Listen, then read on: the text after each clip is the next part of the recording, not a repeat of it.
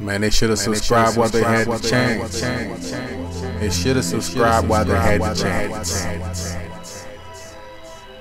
Now I gotta drop bars on bars on bars on bars. Go ahead, drop that beat real quick.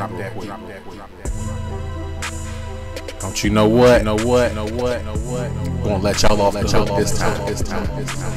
Go ahead, hit that subscribe button for the next time I'm dropping in this track. Okay, folks, it's the WC here with the 2023 NBA Draft Review Top 10 Picks. Now, in this video, I will be going over the top 10 picks in the NBA Draft, okay? Now, this is a caveat. There's something I have to explain at the beginning of this video.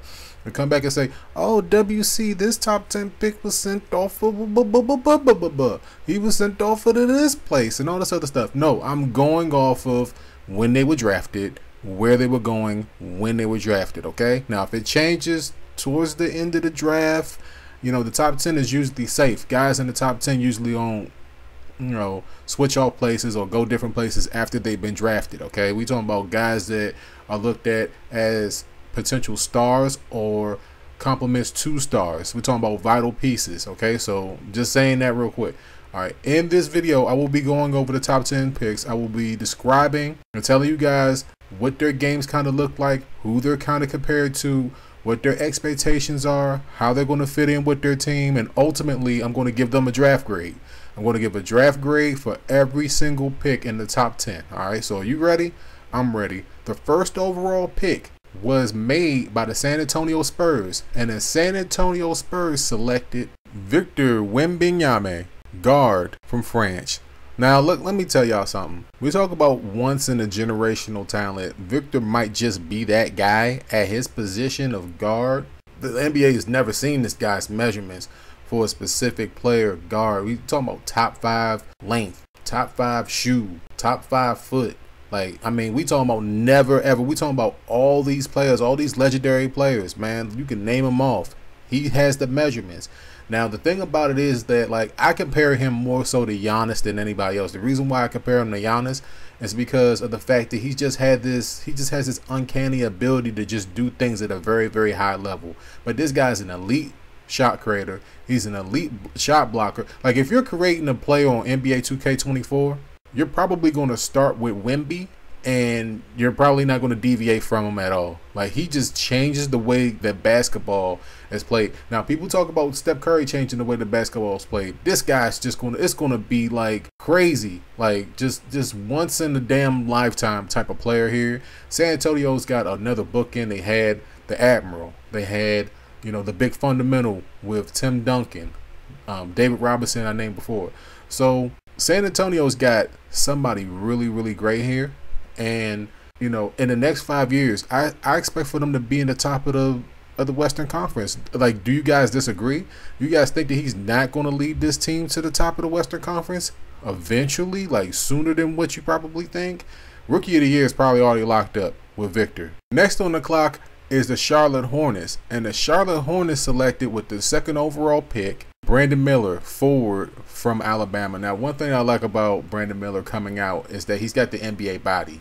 He's got that guard / that combo guard forward type body where, like, if he works on his shot creation, I think that for sure he could definitely be a Paul George in this league. He could be somebody that could put up 35, 25 points a night. He has a really good NBA body. One thing that worries me about him is that, like, how he's going to work with LaMelo. Is he going to be someone that's going to eventually take over the scoring for somebody like LaMelo, take some of the pressure off of LaMelo? Because LaMelo's up there in Charlotte taking a whole bunch of shots. And, of course, they want LaMelo to take a whole bunch of shots, but, you know, they're clearly picking up Brandon so he could take those shots, to take those wing shots, to drive into the basket. His paint game is a little bit weak. It could use some, you know, some buffing there in Charlotte. But I really do like this pick. I'm going to give this pick a B+. All right, and if I didn't say, you know, Victor's grade, obviously is an A+. Like, you can't necessarily find anybody that's like him. So with the 3rd overall pick, the Portland Trail Blazers selected Scoot Henderson, guard from NBA G League Unite.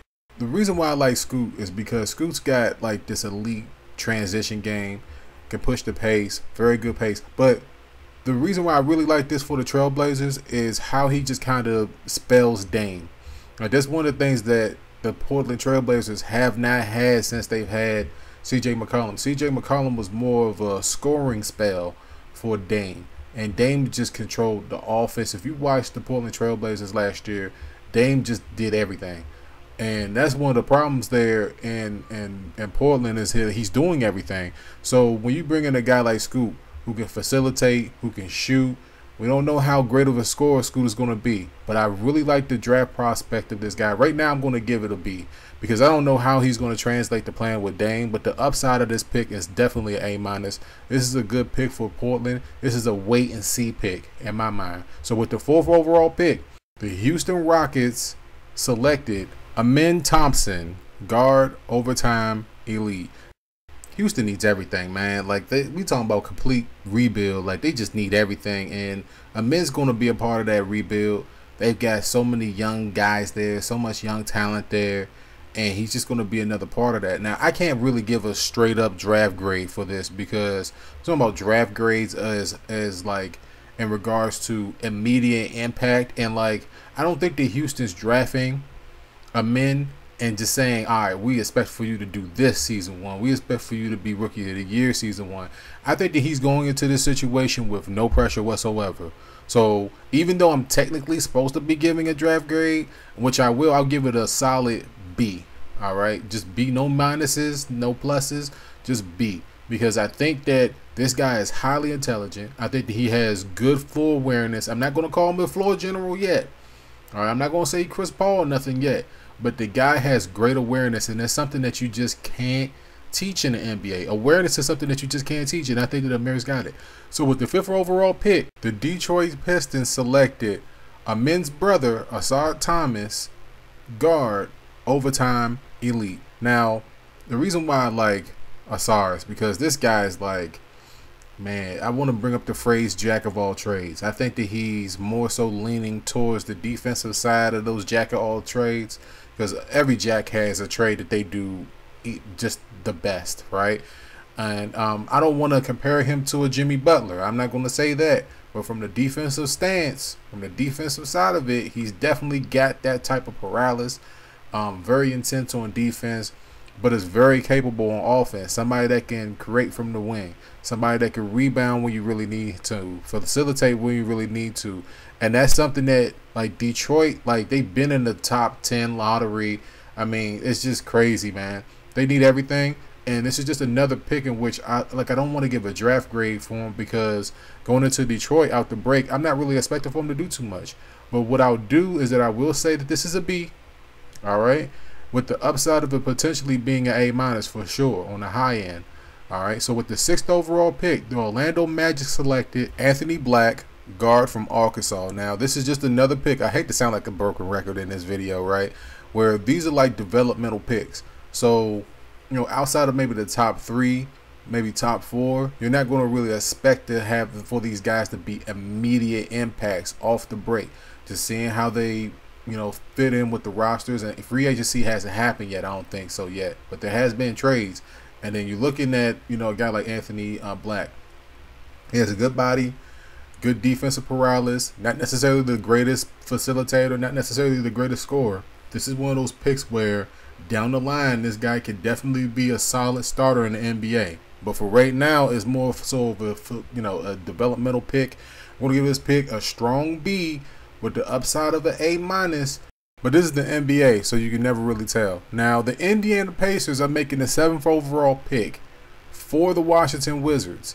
And who they selected was Bilal Coulibaly, all right? And they're going to be sending him to the Wizards.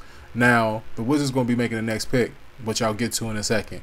Now, looking at Bilal, like, I would say that he's more so of a combo guard, a guy that's a really good facilitator on the wing, a guy that has a very good body, a very good versatile guy down below.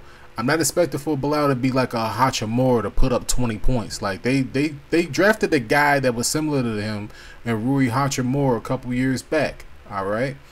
Now, I'm not saying that he's going to be Hachimura. but I think that his game is very comparable. So it's almost like they're redrafting Hachimura to a specific degree for Washington. So I think that that's where his upside is. I like this pick. I'm gonna say that out the box, this pick is probably a C+. I'm just saying it's more so of a developmental pick, and that's not to say that this guy is bad because he's played with Wemby. So, you know, the guy he has a versatile game, but just looking at how he fits with the Wizards roster, the Wizards are basically trading everything right now. They got rid of Bill, got rid of Porzingis. They traded for Paul, then got rid of him for Jordan Poole. We're going to see how that works out.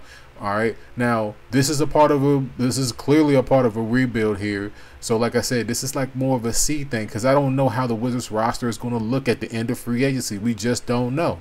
Now, with the 8th overall pick, the pick that Washington is making for the Indiana Pacers is Jarace Walker, guard from Houston. Now, anybody that's watched Jarace over the college basketball year, you would know Sampson down there in Houston. That team was the #1 team in the country, mainly because of what guys like Walker did all year, man. Consistently, you know, consistent power. The guy's powerful. He's smart. He's athletic. He can get the job done. He's one of those guys where you don't expect for him to miss like a backdoor cut. He's not going to miss that. You don't expect for him not to be able to box out. The guy should box out. He has an NBA-ready body, a very, very NBA-ready body, and I think that he could come in immediately and be a great facilitator for Indiana. If Indiana can get themselves together, he'd be, I think, a very solid player. Like, this is just another solid pick in the draft, probably one of the most solid picks in the draft so far. If you really like pound for pound, one of the best picks in the top 10 for sure is Jarace Walker. We talking about out the gate, should be a starter there for Indiana. I'm going to say it like that. Now with the 9th overall pick, the Utah Jazz selected Taylor Hendricks, guard from UCF. Now, the reason why I like Taylor Hendricks so much is because out the box, this guy, outside of maybe Wemby, outside of maybe Brandon up there in Charlotte, like, he should come into the NBA and make an immediate impact with the Utah Jazz. The Utah Jazz have a nice little young nucleus there, and we're talking about a stretch 4, a 3-and-D. He's like a classic. Like, we talking about over the last couple of years with the way that Utah has kind of identified themselves. Hardcore defense, timely offense, stretch 4, set pick and pop type stretch 4. Like, he just fits in perfectly to what Utah's, you know, like what their identity has been over the last couple of years. This pick right here is an A, like, no doubt about it. Like, this guy's going to come in and he should make an immediate impact, whether he's coming off the bench or not. He'll be consistent and, you know, probably one of the best picks in the top 10 so far. And now we're at the 10th pick. So with the 10th overall pick, the Dallas Mavericks are going to select Cason Wallace, guard from Kentucky. Calipari does it again. I mean, does Calipari just, you know, it's just like a factory. It's like the Calipari factory. You know, like all of these guards from Kentucky are consistent. All of them have explosiveness. All of them can score. I don't know. Maybe it's just some type of potion that Calipari has with these guards out of Kentucky. This guy is just another really good guard out of Kentucky. And he might be maybe the steal. Now, he's going to OKC. So we don't know how he's going to play with SGA. The Mavericks are making this pick for OKC. And I was, you know, like I said, I was fearing this at the beginning of the video that there was going to be trades that happened during the course of the video. I was right. All right, you should hit the like button if you made it this far to the 10th pick, because I'm doing the hard work here. Tons of edits, tons of cuts, lots of information about these players. But Cason Wallace is another guy that could potentially, we talking about Darian Fox, man. We're talking about Booker. This guy could definitely be that. Healthy mind, healthy body, really good pick. This is just another A right here out the box, man. OKC needs everything. I know they had the first overall pick last year. He's probably going to be coming back this year. Chet Holmgren. I know I messed that up at the end of the video. He should be coming in this year with this guy and SGA, man. And OKC was damn near on the brink of making the playoffs last year. Like, can we think about that for a second? The team that clearly wasn't necessarily ready yet, almost making the playoffs. So let me know how you guys feel down below. This is the NBA 2023 top 10 picks, reviews, and grades. Hopefully you guys like this video as much as I like recording it, man. I know at the beginning of the video I was about to dish y'all for not liking it or subscribing, you know what I'm saying? This is long form content. This is hardcore content for all the NBA players, all the NBA fans out there that want a different perspective on the NBA draft. You came to the right spot. Hopefully I earned your like, your subscribe. And until next time, folks, peace out.